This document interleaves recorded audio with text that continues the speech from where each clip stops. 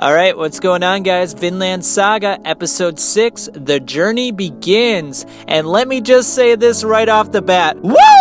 What an episode! Holy cow, this was fantastic. Oh my gosh. It just keeps getting better and better. Just when you thought you saw great epicness, they just take it up a notch. I mean, this is the reverse of Dr. Stone at this point. Dr. Stone is just wallowing in a pit of despair, and this is just climbing to the highest mountaintops. I mean, wow. Anyway, let's start with the episode. So it looks like Askeladd is making a deal with the Danes. He's talking about getting some gold and some women and some of the king's pleasures to work with the Danes to attack the English. But right as that is happening, an arrow goes through the guy who's making a deal with. Turns out the English are surrounding them. It's an ambush, and Askeladd and his crew of pirate mercenaries have to fight them off. So that's what they do. And this is a very pivotal moment, especially for Thorfinn. Thorfinn wants to prove himself to Askeladd. He has that memory still in his mind of when Askeladd said, hey, if you want to duel with me, you have to prove yourself. You have to demonstrate that you were a true warrior. And so that's what Thorfinn is out to do. He's out to prove himself. So he grabs his father's sword and he tries to kill one of the English people. Of course, this doesn't go as planned. He's still a little child. He's very weak and he gets trapped. He's about to get killed. He's on the ground, laying on his stomach. No way he can get out of this situation. A fully grown adult is on him, putting all his weight and pressure down, and he's got a knife pointing at him, and he's about to pierce his heart and just end it all right there. And then the series would be over, but not quite yet. Because just as it looks like a sword is going to go right through Thorfinn, it turns out right before that happened, the sword went through the Englishman that was going to kill him. And it was Askeladd's sword who did this. Of course, Askeladd kind of plays it off as though he didn't know Thorfinn was there. That's why he got a little bit lucky that he didn't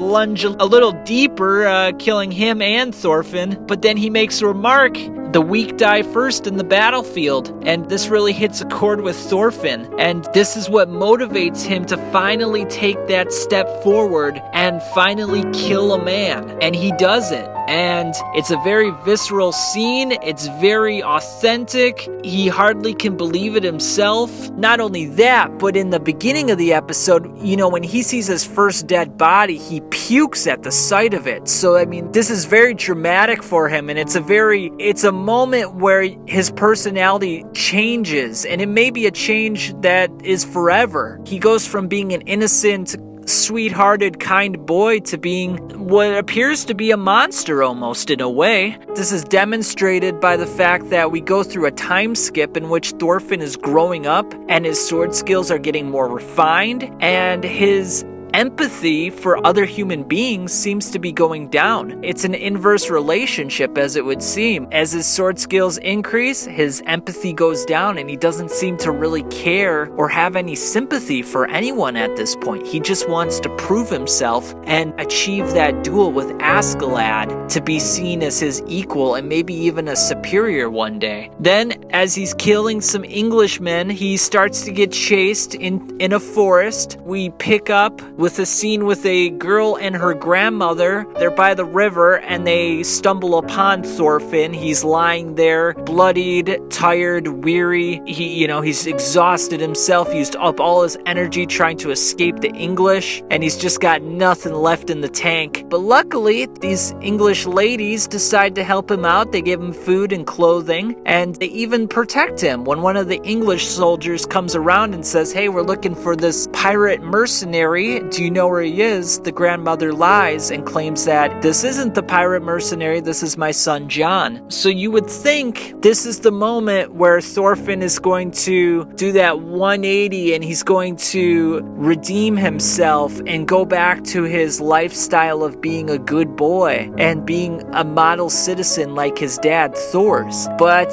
that's not the case, and really, it's for the best because, you don't really see it coming. He decides, you know what? This is not the lifestyle I wanted. I had this lifestyle, and what it got me was a dead father. So now I'm going to take destiny in my own hands. I'm going to kill the English. I'm going to stick with my pirate mercenaries, and we're just going to do what we need to do to survive in this world. And it's a beautiful portrayal of war, the gruesomeness of fighting, the absolute horror and objectionable actions that go on during these village raids and these plunderings and mass murders. I mean, that moment when you see the Vikings jump out of the boat and the citizens of the town are just screaming and running in fear, knowing that they don't have much of a chance to live unless they can find some place to hide. But there's no way they can combat these monstrous people who have muscle and swords and all sorts of weapons of brutality. It really hits all the right notes, and just another gorgeous episode. The aesthetics are on point as always. The character developments are very interesting. Askeladd is showing a lot of depth. Not only is he shown to have a contemplative side, but he's very shrewd and manipulative. Thorfinn is going down a hole that we don't know if he'll ever come out of. So it's just, wow, it just keeps you on the edge of your seat, and it just slowly builds the tension. It's such a methodical tour de force at this point. Man, I'd love to say more, but I'm out of time, guys. We'll wait till next week to talk more about this. Catch you on the flip side.